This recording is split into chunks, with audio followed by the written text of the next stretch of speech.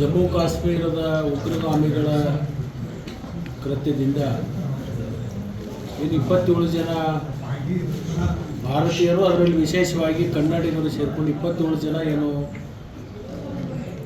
ಆ ಒಂದು ದುರ್ಘಟನೆಯಲ್ಲಿ ಪ್ರಾಣವನ್ನು ಬಿಟ್ಟಿದ್ದಾರೋ ಅಂಥ ಆತ್ಮಗಳಿಗೆ ನಾವು ಚಿರಶಾಂತಿಯನ್ನು ಕೊಡಲಿ ಅಂತ ಹೇಳಿ ನಾನು ಭಗವಂತನಲ್ಲಿ ಪ್ರಾರ್ಥನೆಯನ್ನು ಮಾಡ್ತೀನಿ.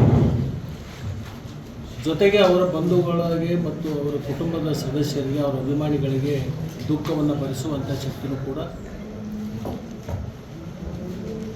ಭಗವಂತ ದಯಪಾಲಿಸಲಿ ಅಂತ ಹೇಳಿ ನಾನು ಕೇಳುವುದರ ಜೊತೆಗೆ ಇದನ್ನು ಭಾಳ ಉಗ್ರವಾಗಿ ನಾವೆಲ್ಲರೂ ಕೂಡ ಖಂಡಿಸ್ತೀವಿ.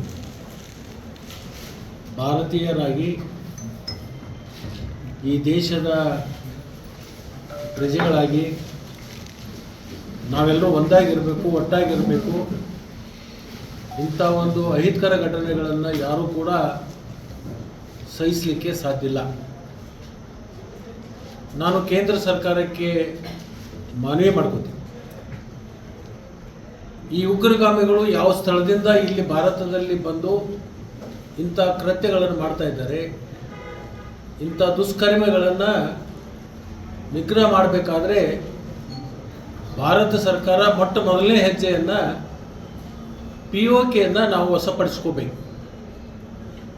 ಇದೊಂದು ಸಂದರ್ಭ. ಇವತ್ತು ಜಮ್ಮು ಕಾಶ್ಮೀರದಲ್ಲಿ ಪ್ರವಾಸಿಗರ ಒಂದು ಸಂಖ್ಯೆ ಭಾಳ ದೊಡ್ಡ ಪ್ರಮಾಣದಲ್ಲಿ ಬೆಳೀತಾ ಇದೆ.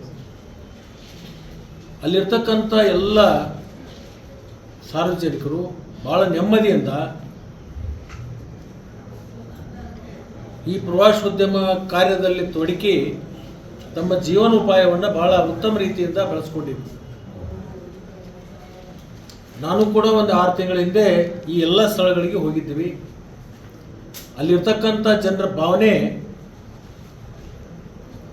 ಭಾಳ ಸಂತೋಷಕರವಾಗಿರ್ತಕ್ಕಂಥ ಒಂದು ಸನ್ನಿವೇಶ ಇತ್ತು. ಈ ಭಯೋತ್ಪಾದನೆಯಿಂದ ನಮ್ಮ ಜಮ್ಮು ಕಾಶ್ಮೀರದಲ್ಲಿ ಪ್ರವಾಸಿಗರು ಬರ್ತಕ್ಕಂಥದ್ದು ನಿಂತು ಹೋಗಿತ್ತು.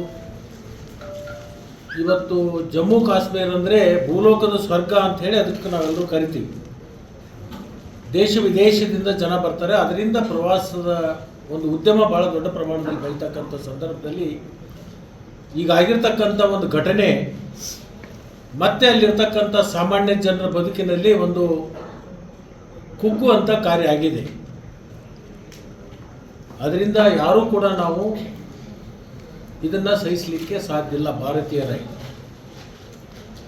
ನಾವೆಲ್ಲರೂ ಒಕ್ಕಟ್ಟಿನಿಂದ ಇದನ್ನು ಬೆಂಬಲವನ್ನು ಕೊಡಬೇಕಾಗುತ್ತೆ. ಬೆಂಬಲವನ್ನು ನಾವು ಕೊಡ್ತೀವಿ ಅವ್ರನ್ನ ನಿಗ್ರಹ ಮಾಡಲಿಕ್ಕೆ.